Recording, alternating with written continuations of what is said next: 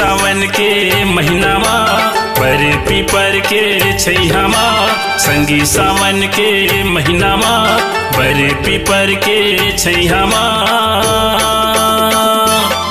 माया देह लया बे मयारू मूर्छा मारी गाँव माँ माया देह लया बे मयारू मूर्छा मारी गाँव माँ संगी सावन के महीना माँ पर पीपर के छैया माँ संगी सावन के महीना माँ पर पीपर के छैया माँ माया देह लया हूँ मयारू तुरचा मारी गाँव माँ माया देह लया हूँ राजा तुरचा मारी गाँव माँ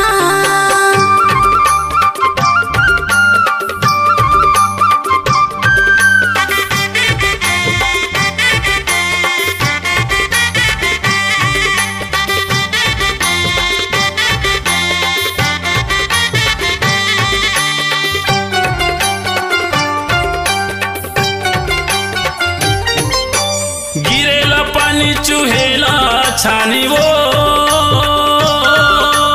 तोरे माया मैं रानी हो गे पानी पानी वो तोरे माया मैं रानी हो गे पानी पानी वो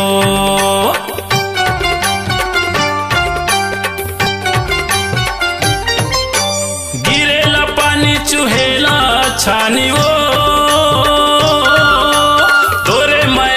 मैं रानी हो गे पानी पानी वो तोरे माया मैं रानी हो गे पानी पानी वो माया पीरित के बंधना माँ सुरताया थे सोए दसना माँ माया पीरित के बंधना माँ सुरताया थे सोए दसना माँ माया देह लया बे मयारू मूर्छा मारी गाँव माँ माया देह लया बे मयारू मूर्छा मारी गाँव माँ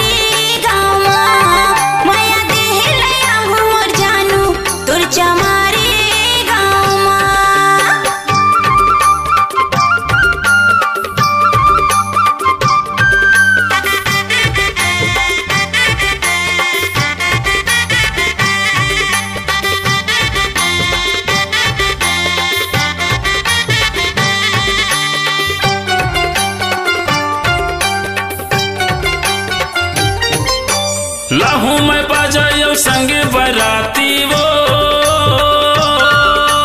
ले जाऊं तोला मैं रानी अरे आधा राती वो ले जाऊं तोला मैं रानी अरे आधा राती वो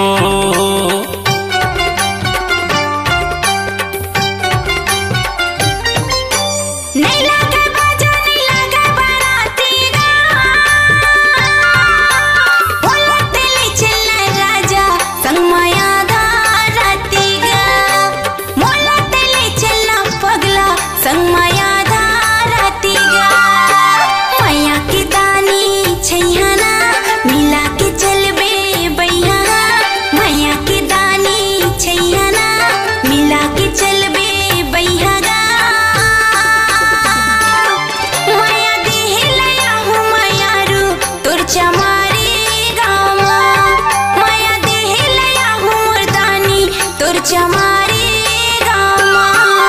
संगी सावन के महीना माँ बर पीपर के छैया माँ, संगी सावन के महीना माँ बर पीपर के छैया माँ।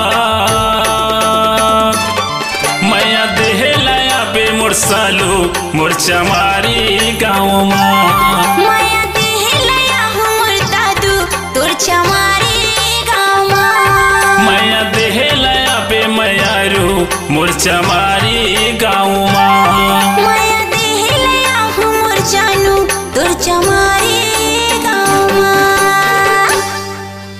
अपनी आवाज को दीजिए एक नया मुकाम। डिजिटल रिकॉर्डिंग की दुनिया का जाना पहचाना नाम स्वरांजलि, जहां गूंजती हैं ध्वनियां अपनी माटी की सौंधी सुगंध के साथ। छत्तीसगढ़ी संगीत के विविध रंग जो पहुंचाते हैं पूरे प्रदेश में डिजिटल रिकॉर्डिंग के संग। स्वरांजलि स्टूडियो, नेमीचंद गली नंबर 2, गंजपारा, रायपुर।